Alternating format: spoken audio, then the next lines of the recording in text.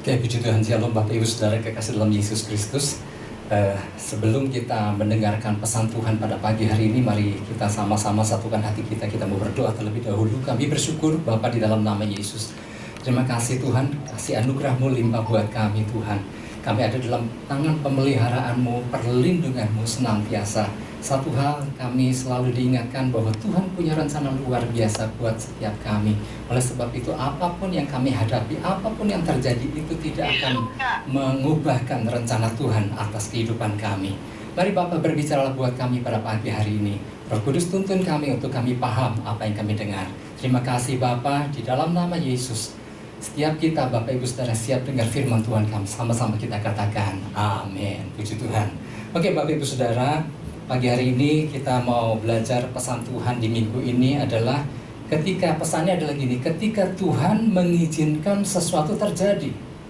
Ketika Tuhan mengizinkan sesuatu terjadi, rasanya gini Bapak Ibu, melalui pesan Tuhan kali ini sepertinya Tuhan ingin menjelaskan banyak pertanyaan yang ada di pikiran banyak orang hari-hari ini tentang berbagai hal yang terjadi.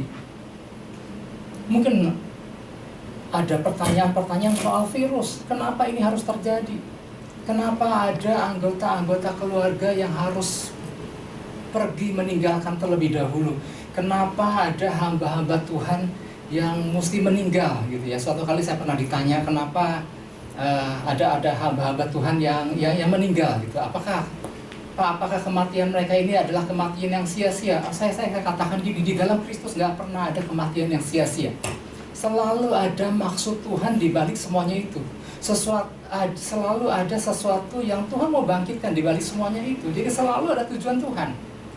Terus belum lagi ada tadi soal virus, pertanyaan-pertanyaan itu. Terus kemudian juga ada Bapak Ibu Saudara mungkin juga berbagai problem yang mungkin sedang dialami orang-orang percaya. Jadi problem yang dialami banyak orang bukan soal virus aja.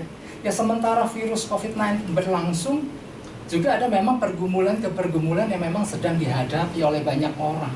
Ya.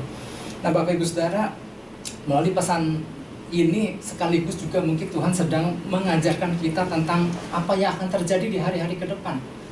Karena nanti saya jelaskan di bagian dalam, karena Tuhan beritahu tentang situasi yang terjadi hari-hari ini, kondisi tentunya di alam spiritual apa yang terjadi hari-hari ini yang memang kita harus pahami. Artinya gini, supaya kita orang percaya jangan menjalani kehidupan tanpa ketidakmengertian. Tuhan mau kita menjalaninya dengan sebuah keyakinan bahwa Tuhan ada rencana dahsyat dalam kehidupan setiap kita. Ya, meskipun ada tantangan di tengah situasi yang serba nggak enak hari-hari ini Bapak Ibu. Nah Tuhan mau kita belajar melalui peristiwa Daud yang dialami Daud di dalam 1 Samuel 23 ayat 1 sampai 28. Jadi lewat satu perikop ini nih Tuhan mau kita yuk belajar sesuatu di situ tentang Daud. Daud di situ mengalami banyak hal dan bertemu dengan banyak orang. Nah nanti kita akan belajar ada sesuatu, oh iya kita mulai mengerti pertanyaan-pertanyaan yang mungkin ada di pikiran banyak orang mulai terjawab waktu kita merenungkan ini Bapak Ibu. Nah tapi saya nggak baca seluruh perikop ini, tapi saya mau baca mulai dari ayat yang ke-8. 1 Samuel 23 ayat yang ke-8 sampai ayat yang ke-12. Nah ayat ke-8 begini, maka Saul memanggil seluruh rakyat pergi berperang ke Kehila dan mengepung Daud dengan orang-orangnya.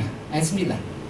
Ketika diketahui Daud bahwa Saul berniat jahat terhadap dia, berkatalah ia kepada Imam Abiatar, bawalah efod itu kemari. Ayat 10. Berkatalah Daud, Tuhan Allah Israel, hambamu ini telah mendengar kabar pasti bahwa Saul berikhtiar untuk datang ke Kehila dan memusnahkan kota ini oleh karena aku akan diserahkan oleh warga-warga kota Kehila. Itukah aku ke dalam tangannya? Akan datangkah Saul seperti yang telah didengar oleh hamba-hambamu ini? Tuhan Allah Israel, beritahukanlah kiranya kepada hambamu ini. Jawab Tuhan, ia akan datang. Ayat 12. Kemudian bertanyalah Daud, akan diserahkan oleh warga-warga kota Kehila itukah aku dengan orang-orangku ke dalam tangan Saul?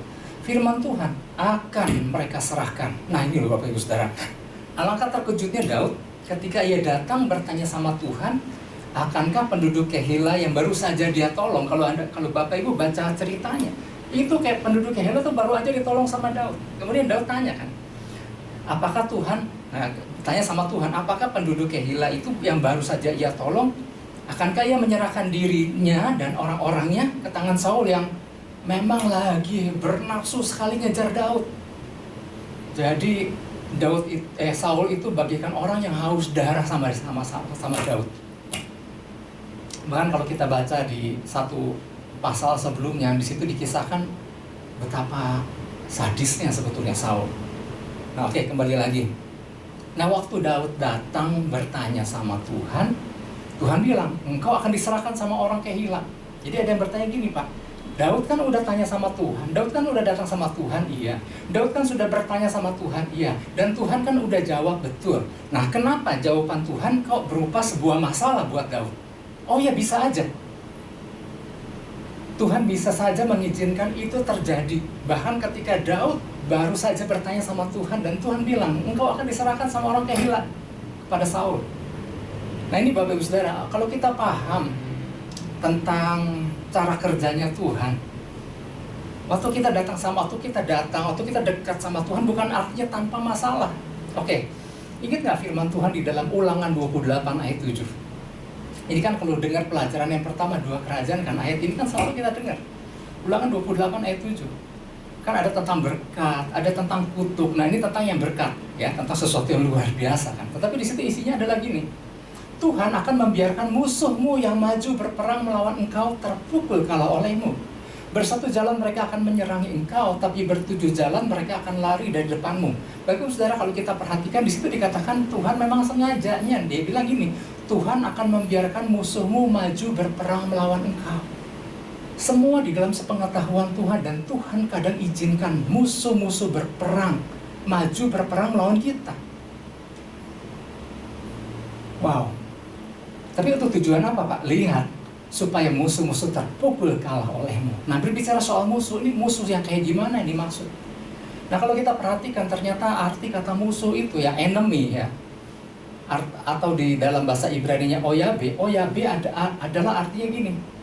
Ada tiga macam musuh yang kerap Tuhan izinkan untuk kita hadapi. Jadi oyabe ini 3 makna. Our enemy, God's enemy, and nation's enemy. Jadi musuh kita pribadi, kalau mau punya musuh, kalau nggak punya musuh, puji Tuhan, musuh kita, musuh Tuhan, dan musuh bangsa. Kadang-kadang Tuhan izinkan itu untuk kita hadapi. Tapi ada yang bertanya, Pak, kenapa Pak, udah kita datang sama Tuhan kok dibiarkan, udah disuruh menghadapi musuh, kemudian kita mengalami kemenangan. Tujuannya apa?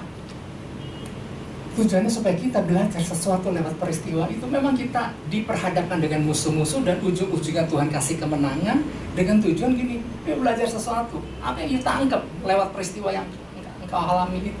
Nah, Tuhan mau kita yuk belajar sesuatu di situ. Memang kadang-kadang waktu kita masuk dalam situasi itu kan nggak enak, disuruh diizinkan untuk menghadapi musuh.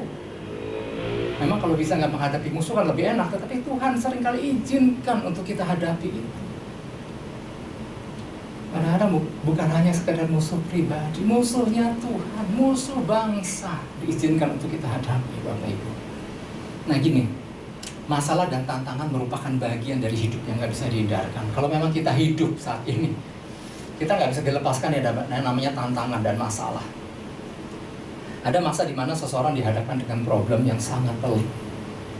Ada orang yang diperhadapkan dengan problem yang nggak habis-habis.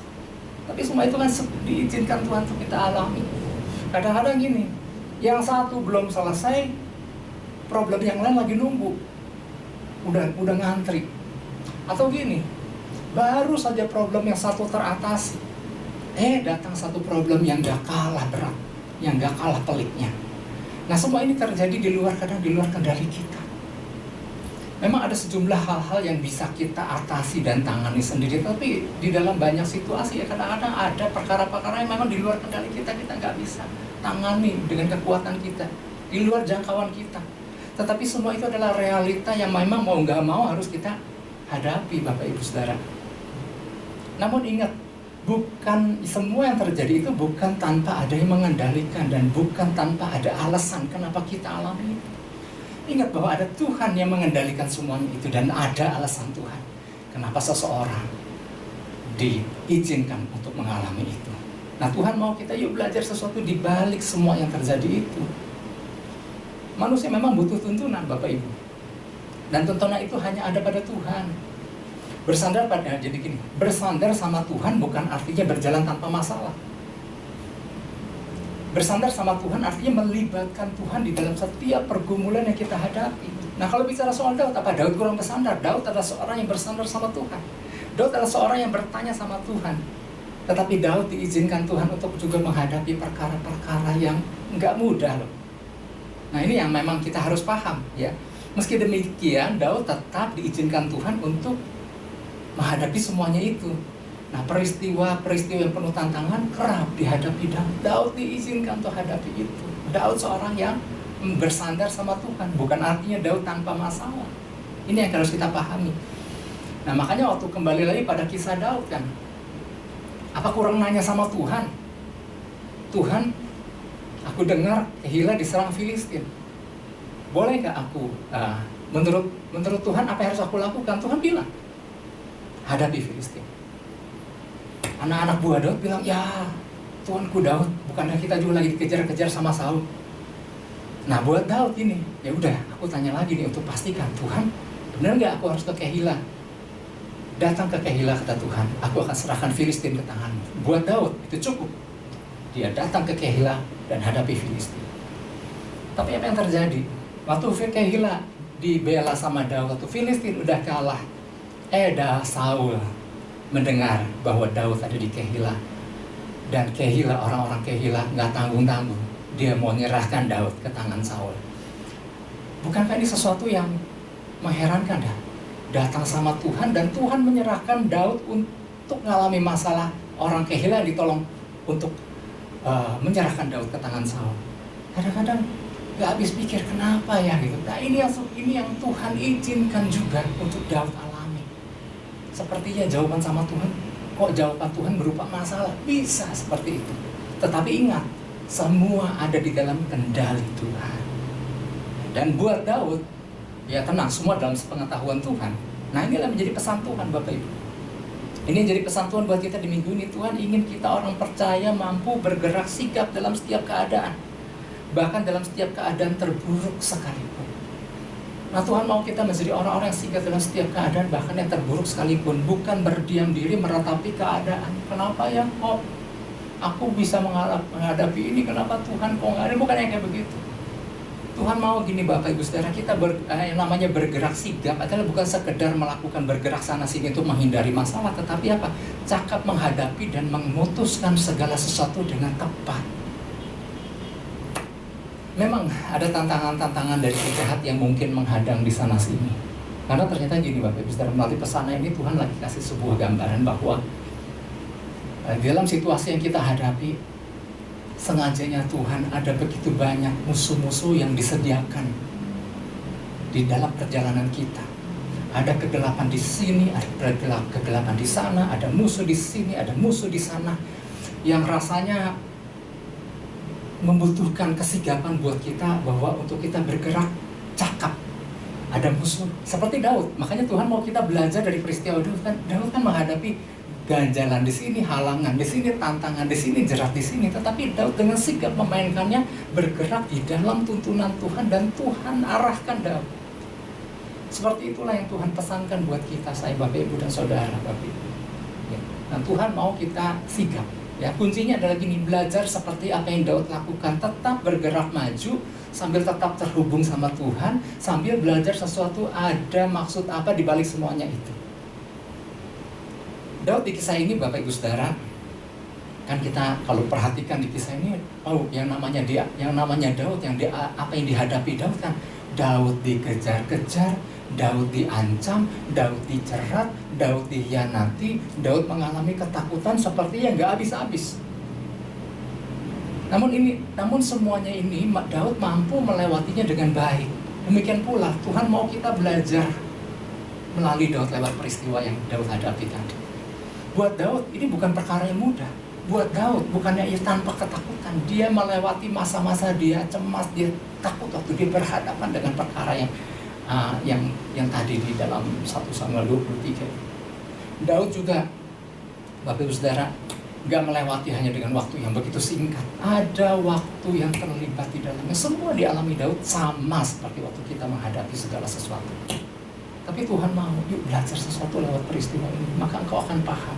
Maka engkau akan berjalan melewatinya di dalam sebuah pengertian. Nah ini loh Bapak Ibu Saudara. Ada musuh-musuh dikatakan yang udah sengaja yang disediakan untuk menghadang, untuk menantang kita, tetapi yang dibutuhkan adalah keterlibatan kita berjalan bersama Tuhan. Nah bicara soal musuh Bapak Ibu Saudara, Alkitab mencatatkan ada musuh-musuh bebuyutannya bangsa Israel yang sepertinya kayak gak habis-habis. Ada lagi. Nah Tuhan mau kita, yuk model-model musuh seperti inilah yang kerap juga dihadapi orang-orang percaya. Musuh bangsa Israel siapa aja sih? Tadi di kisah ini kan Filistin. Nah ini berbicara sebuah tipe musuh, tipe si jahat yang memang diizinkan Tuhan untuk kita hadapi. Apa sih arti kata Filistin? Filistin yang memang artinya orang-orang yang dari Filistea. Tetapi makna Filistin adalah sojourner. Sojourner adalah gini, orang-orang pendatang baru yang masuk mendiami sebuah tempat dalam waktu singkat dengan tujuan untuk ambil sesuatu.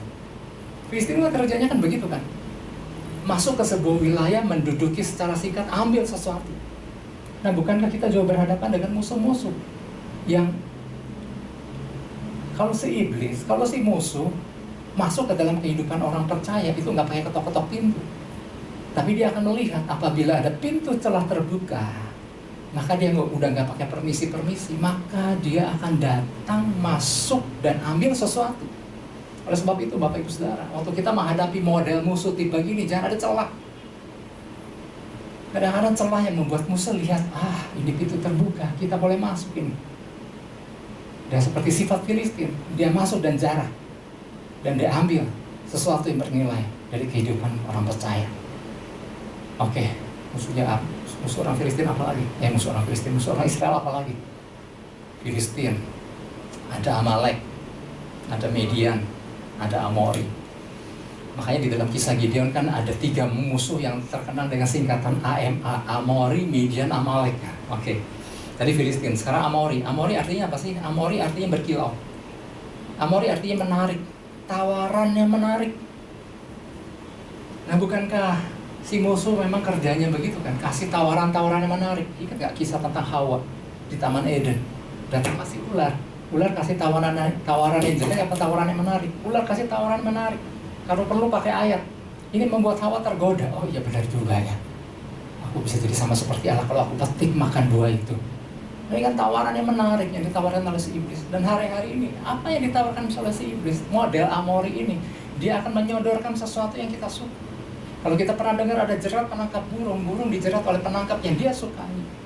Nah, model tipe musuh Amori ini dia akan jerat anak-anak Tuhan seperti kesukaannya.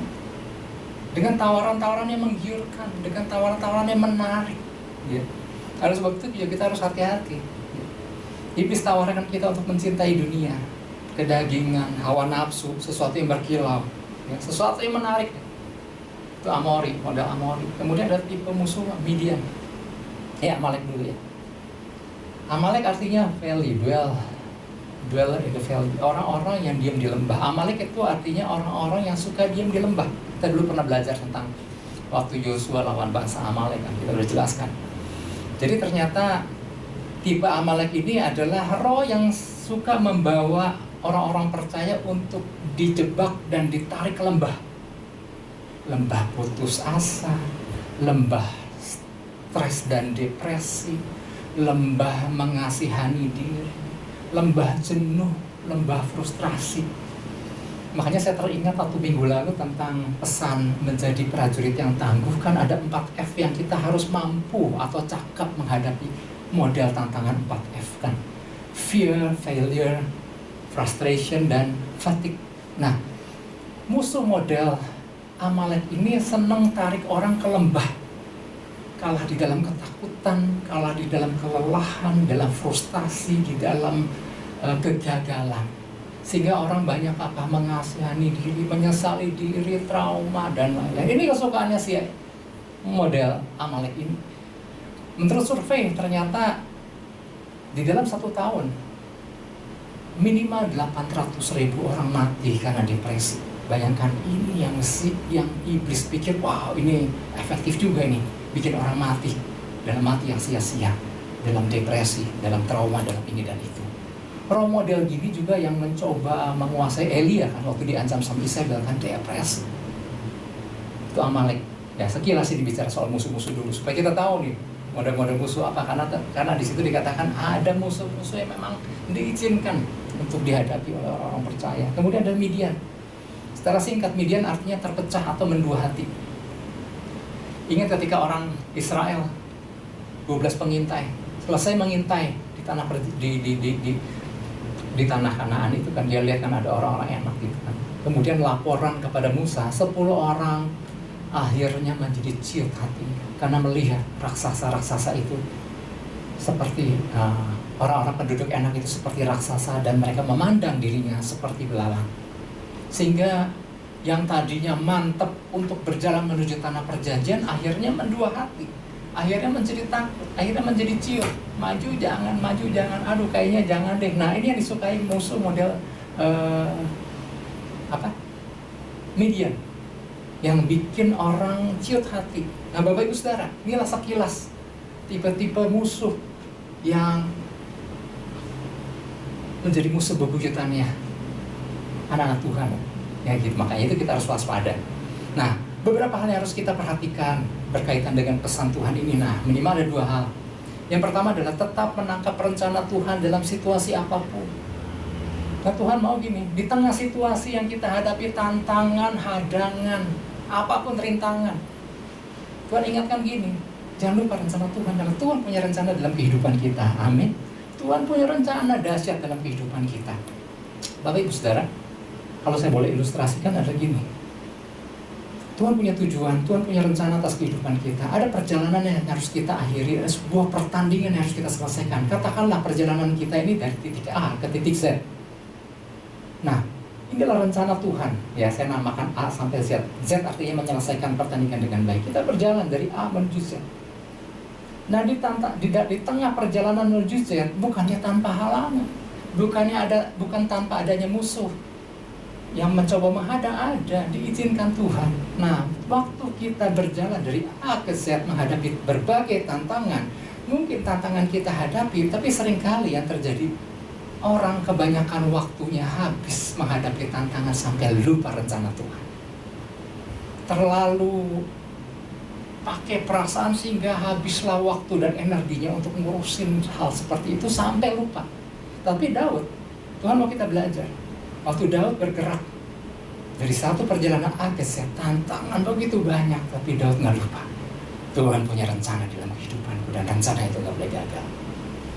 Bapak Saudara, berbicara soal berjalan dalam rencana Tuhan juga kita nggak boleh lepas dari yang namanya mentalitas kerajaan surga. Waktu minggu lalu sempat diingatkan, apa sih mentalitas? Bicara mentalitas itu adalah sikap dan perilaku yang mencerminkan kita, siapa diri kita, siapa yang panggil kita, kerajaan apa yang kita wakili, untuk tujuan apa kita dipanggil, dan untuk menjadi seperti apa kita kelak. Nah, kalau kita paham tentang ini, maka seharusnya kita nggak akan kehilangan tujuan Tuhan dalam kehidupan kita. Daud tahu sekali untuk tujuan apa dia dipanggil, siapa dirinya, dan kerajaan apa yang dia wakili, dan untuk jadi apa kelak. Satu hal yang tentang Daud yang perlu kita teladani Bapak Ibu Saudara adalah gini, di dalam setiap keadaan yang dia hadapi. Ini kan keadaan Daud waktu dia belum jadi raja kan? Di dalam setiap keadaan yang dia hadapi, Daud selalu sadar bahwa suatu hari kelak dia akan menjadi raja menggantikan Saul dan menjadi raja atas bangsa Israel. Artinya, ketika dia belum menjadi raja, sikap dan perilaku, mentalitas dia sudah mencerminkan bahwa aku adalah calon raja.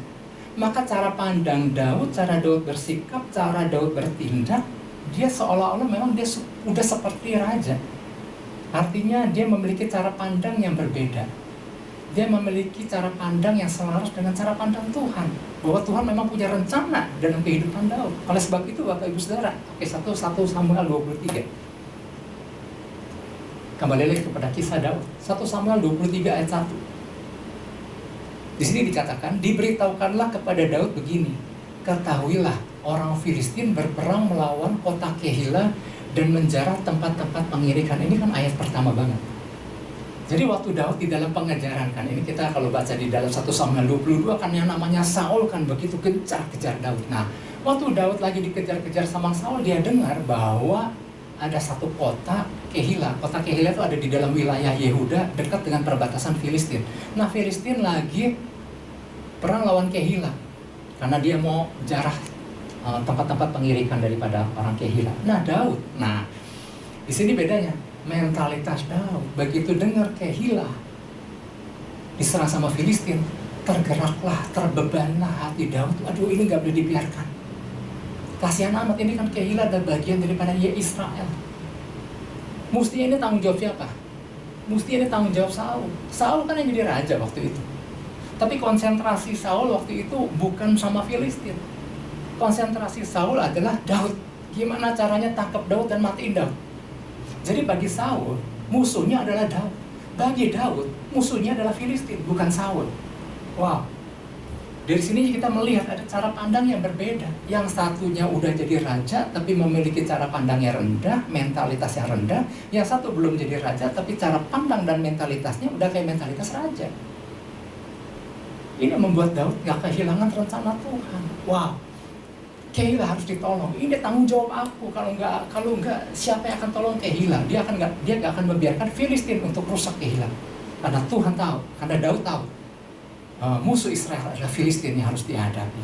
Maka dia datang sama Tuhan. Tuhan, ke Kehila kah aku? Ya, aku kirim kau Kehila.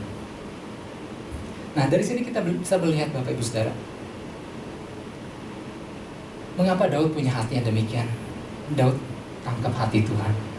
Keterhubungan Daud dengan Tuhan membuat cara pandang Daud, rencana cara pandang Daud selaras dengan cara pandang Tuhan. Rencana Tuhan dia tangkap, sehingga waktu dia pandang segala sesuatu dia langsung tahu ini tanggung jawab aku. Ya. Nah, Bapak Ibu Saudara, meskipun Daud sempat ada tantangan sih dari orang-orangnya. Aduh Tuanku, kenapa ngurusin Kehila? Kita aja lagi ketakutan dikejar Daud. Tapi Daud bilang, ya udah, aku tanya Tuhan sekali lagi. Dan Tuhan bilang, aku akan serahkan Filistin ke tanganmu. Maka Daud berpegang pada itu. Maka Daud bilang, jangan takut, aku udah tanya Tuhan, kita lawan Filistin di Kehila. Nah, Bapak Ibu Saudara, jangan sampai rencana Tuhan atas kita menjadi tidak tergenapi akibat fokus kita lebih tertuju kepada masalah.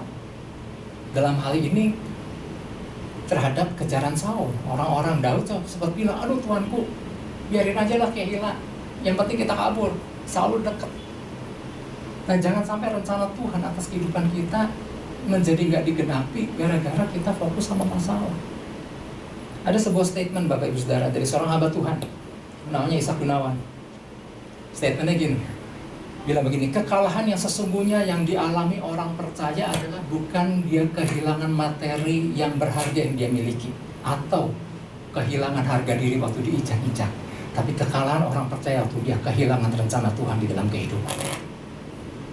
Seringkali orang bereaksi terlalu berlebihan ketika ada sesuatu yang hilang yang berharga yang dia miliki. Seringkali orang bereaksi ketika ada orang injak-injak harga dirinya, tetapi orang nggak sadar kalau orang itu udah kehilangan rencana Tuhan dalam kehidupannya. Ini yang dia nggak sadari seringkali.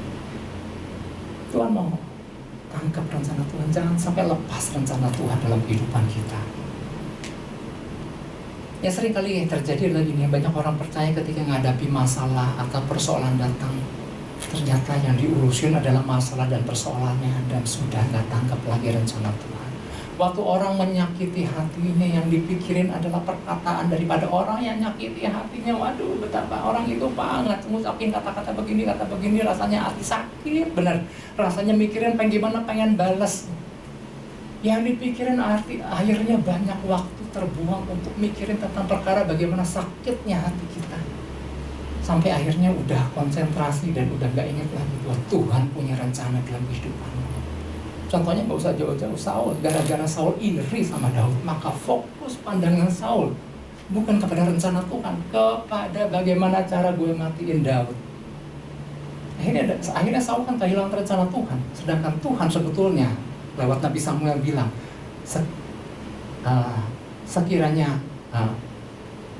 Samuel pernah bilang sama Saul gini, Aku rencananya akan pokoknya gini, kerajaan Saul itu sebetulnya akan berlangsung lama. Kalau engkau nggak langgar banyak hal, maka engkau akan digantikan oleh penggantimu, yaitu Daud. Jadi Tuhan sebetulnya punya rencana buat Saul. Tapi karena Saul yang udah kehilangan rencana Tuhan, maka tamatlah. Gak lama lagi rencana kehidupan Saul, Bapak Ibu. Atau gini, contoh lain, ketika datang ketakutan, ketika datang kecemasan, maka fokus banyak orang seringkali lebih tertuju kepada ketakutan dan kecemasannya. Lebih memikirkan, waduh jangan-jangan yang ditakuti pasti akan terjadi. Sehingga banyak waktu yang dihabiskan dan lupa ada rencana Tuhan. Contohnya Gideon kan, Gideon terlalu fokus dengan wow, betapa Amalek ini telah menghancurkan Israel. Dia ketakutan, dia bersembunyi. Bahkan sampai malaikat Tuhan datang aja untuk bawa kabar baik bahwa Tuhan akan pakai Gideon untuk sebagai pahlawan yang gagah berani. Buat Gideon enggak. Aku ini terlalu kecil, aku ini dari suku yang terkecil dari Manasye, aku adalah kaum yang termuda daripada keluargaku. Dia memandang dirinya karena dia fokus kepada ketakutan dan kecemasannya, sehingga rencana Tuhan yang dibawa langsung oleh malaikat Tuhan juga dia nggak tangkap. Atau gini, Bapak Ibu Saudara, ini contoh-contoh aja. Ketika datang, ada satu tokoh namanya Yohanes Markus, John Mark. Waktu itu diajak pelayanan sama Rasul Paulus sama Barnabas. Ini kan luar biasa kan, seorang anak muda diajak pelayanan bareng sama Rasul Paulus sama Barnabas. Kenapa? Tuhan punya rencana buat Yohanes Markus. Disuruhnya Yohanes Markus untuk ikut pelayanan Rasul Paulus dan Barnabas untuk belajar sesuatu, karena Tuhan punya rencana akan pakai Yohanes Markus. Tetapi Yohanes Markus begitu di dalam perjalanannya rasa nggak enak sedikit, nggak betah dia mau untuk suatu pulang. Hanya gara-gara merasa nggak enak, WC-nya jorok, aku nggak betah, aku mau pulang aja, aku mau ketemu sama keluarga aku di rumahku lebih enak. Akhirnya apa? Yang tadinya Tuhan mau punya rencana buat luar biasa atas Yohanes Markus, atas Markus, akhirnya menjadi terganggu. Nah inilah Bapak Ibu Saudara. Yang pertama adalah apapun ya, beberapa hal yang harus kita perhatikan berkaitan dengan pesan Tuhan. Yang pertama adalah tetap tangkap rencana Tuhan dalam situasi apapun. Sadari bahwa Tuhan punya rencana luar biasa. Tantangan mungkin boleh datang, kita minta pertolongan Tuhan. Yang kedua, tetap menangkap tujuan atau maksud Tuhan di balik peristiwa yang terjadi. Jadi gini, di balik peristiwa yang terjadi selalu ada maksud Tuhan. Mau peristiwanya nggak enak atau mau nggak enak banget atau mau buruk sekalipun, ada maksud Tuhan di balik semua itu. Tuhan mau kita yuk belajar sesuatu lewat peristiwa itu. Memang nggak mudah menangkap tujuan Tuhan di balik sebuah peristiwa yang terjadi, tapi Tuhan mau kita yuk belajar menganalisis lewat peristiwa-peristiwa yang terjadi. Misalnya contoh, peristiwa Lazarus. Lazarus kan peristiwa Lazarus kan membuat orang banyak menyalahpahami Yesus kan. Waktu sakit, Yesus dikasih kabar Lazarus sakit, tapi Yesus malah sengaja pindah kota. Sampai akhirnya waktu Yesus dengar Lazarus sudah mati, dan udah mati 4 hari, Yesus baru datang menemui Lazarus yang udah jadi mayat 4 hari. Ini membuat orang kan bilang, ya ampun, inilah yang namanya Yesus ini lalai. Waktu sakit dia nggak datang, waktu mati dia datang gitu. Nah ternyata gini, ada maksud Tuhan di balik peristiwa sakit dan sampai matinya Lazarus. Karena di situ Alkitab mencatat, Tuhan mau Marta, Maria, Lazarus, dan seluruh murid-murid Yesus belajar untuk jadi percaya lewat peristiwa Lazarus. Jadi gini, di balik setiap peristiwa yang mungkin gak enak, ada selalu maksud Tuhan, ada tujuan Tuhan. Nah Bapak Ibu Saudara, sekarang kalau ada pertanyaan, apakah ada maksud tujuan di balik peristiwa pandemi COVID-19 ini? Selalu ada tujuan. Mungkin peristiwanya heboh, global, seluruh dunia, 200 negara ngalami masalah tentang pandemi COVID-19 ini, Bapak Ibu Saudara. Tetapi apakah ada maksud Tuhan di balik semuanya itu? Ada. Oke, secara sederhana aja, kita nggak usah terlalu dalam nih. Secara yang ringan-ringan aja, Bapak Ibu Saudara. Maksud di balik itu apa sih? Kita harus belajar kembali bagaimana cuci tangan dengan benar. Back to basic. Berapa banyak orang kan cuci tangan? Nah ada. Jadi ngomong soal cuci tangan. Kalau Bapak Ibu Saudara lihat di YouTube, ada orang sengaja sabunnya dikasih warna hitam dan disuruh cuci tangan seperti cuci tangan normal seperti sehari-hari sebelumnya. Ternyata kalau dia lihat, karena sabunnya dikasih warna hitam, banyak area tangan yang tidak tercover sabun. Oleh sebab itu, kalau dikasih warna hitam, maka perlu waktu diputar, dibalik, di sana, di sini, sampai akhirnya tercover semua. Oh, ternyata cukup makan waktu untuk belajar cuci tangan yang baik.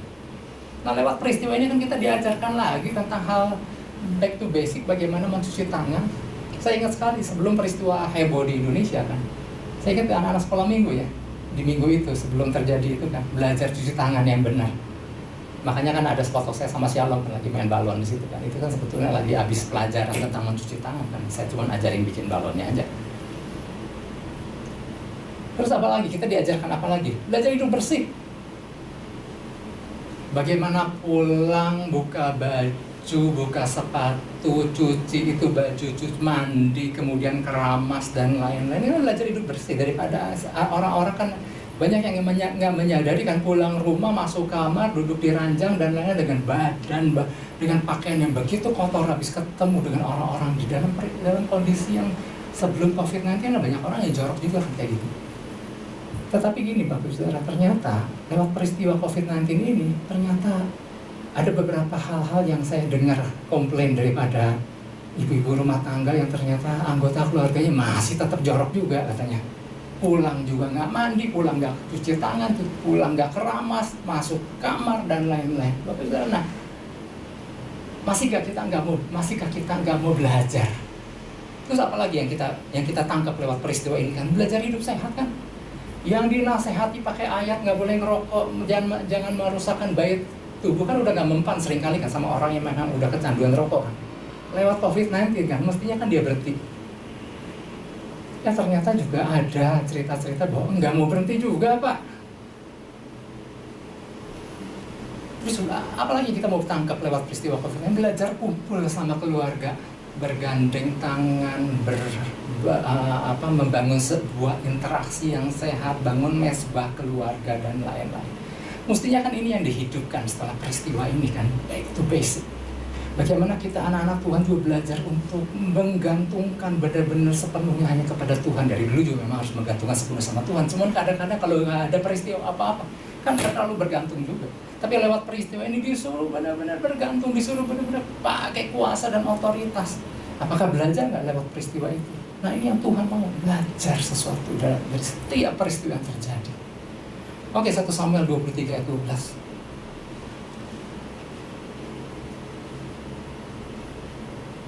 Ayat 12 bilang begini, kemudian bertanyalah Daud, akan diserahkan oleh warga-warga kota Kehilah itu ke aku dengan orang-orangku ke dalam tangan Saul. Firman Tuhan akan mereka serahkan. Nah ini yang saya mau jelaskan. Di dalam setiap peristiwa Tuhan mau kita belajar sesuatu. Dalam hal ini Tuhan lagi ajarkan Daud tentang yang namanya pembentukan karakter. Sama, di dalam hal yang kita hadapi apapun tantangan, ya, termasuk COVID-19 dan lain-lain, selalu ada mata pelajaran kesukaan Tuhan adalah pembentukan karakter. Daud sengaja diperhadapkan dengan berbagai tipe orang di dalam peristiwa ini kan. Orang Kehilah, anak-anak buah Daud yang nggak sempat dibahas satu persatu, Saul, Daud sendiri.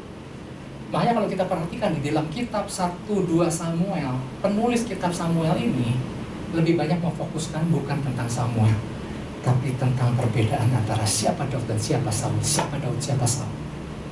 Supaya kita belajar model Saul seperti apa, model Daud seperti apa. Nah, oke, sekarang ada beberapa tokoh tambahan, orang Kehilah.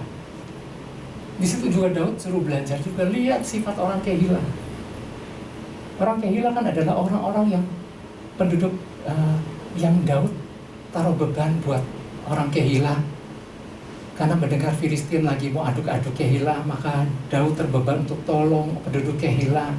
Dan setelah ditolong penduduk Kehilah, ternyata penduduk Kehilah adalah orang yang mau menyerahkan Daud dan orang-orangnya ke tangan Saul. Ini kan, ini berbicara soal apa? Orang yang gak tahu berterima kasih, orang Kehilah.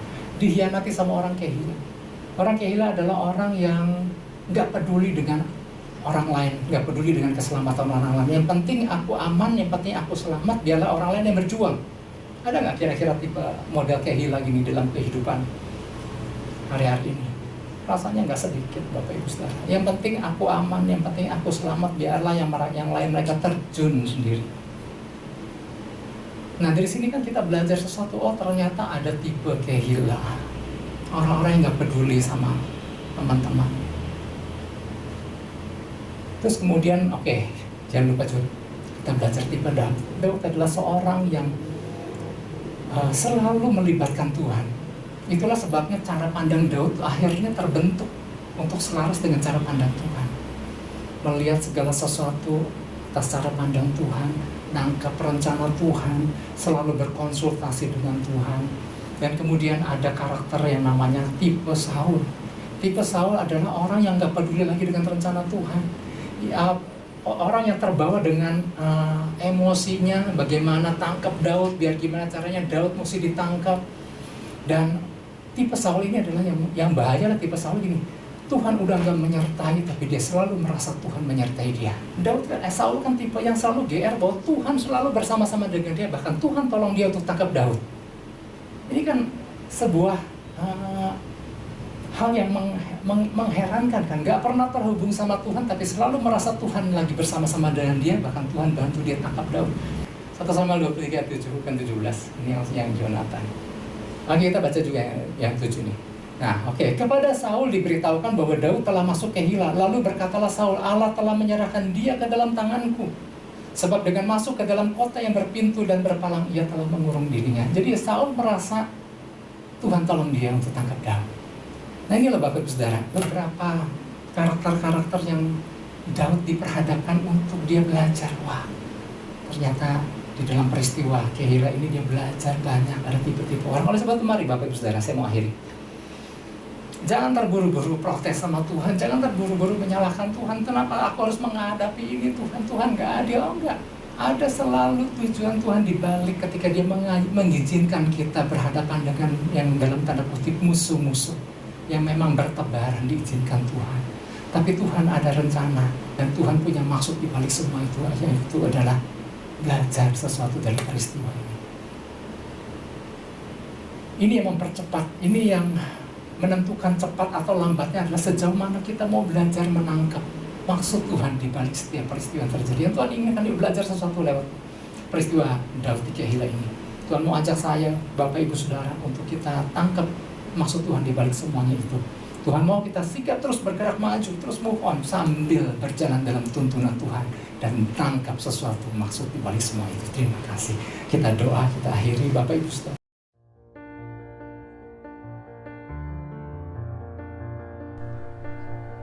Shalom jemaat Tuhan, saya percaya kita telah diberkati oleh pemberitaan firman Tuhan yang baru saja kita dengar pada hari ini. Dan saya akan memberitakan seputar kegiatan RDMB selama sepekan ke depan. Di hari Selasa sampai dengan Jumat, ada 2 pagi yang akan diadakan pada pukul 7.55 melalui aplikasi Zoom atau dapat dilihat juga di YouTube. Di hari Rabu, ada komsel yang akan diadakan pada pukul 7 malam melalui aplikasi Zoom. Dan untuk komsel youth, pada pukul 7:30 malam melalui Google Hangouts. Di hari Minggu ada ibadah raya yang akan diadakan pada pukul 9 pagi melalui streaming di YouTube dan disertai perjamuan kudus. Jadi siapkan roti dan anggur masing-masing di rumah ya. Demikianlah seputar kegiatan RDMB selama sepekan ke depan. Stay strong, stay anointed, stay safe, stay healthy, and stay at home. God bless you. Halo semuanya. Nah, walaupun sementara ini ibadah akan dilakukan online, kita tetap bisa memberikan persembahan loh untuk gereja kita. Caranya gimana sih? Kita tinggal buka aplikasi-aplikasi e-money yang ada di handphone kita, seperti GoPay, OVO, Dana, atau bahkan bisa juga lewat BCA M-Banking. Caranya, kalian tinggal buka aplikasi tersebut, kemudian scan QR code di sini. Nah, nanti setelah kalian scan QR code di sini, nanti akan keluar tulisan GBI Pastor. Nah, setelah keluar tulisan tersebut, kalian tinggal masukkan nominal persembahan yang kalian ingin berikan, kemudian kirim deh. Simple banget kan? Nah, kalau kalian gak mau scan QR code, bisa juga transfer BCA ke nomor rekening di bawah ini. Nah, gitu deh caranya. Selamat memberi, Tuhan Yesus memberkati.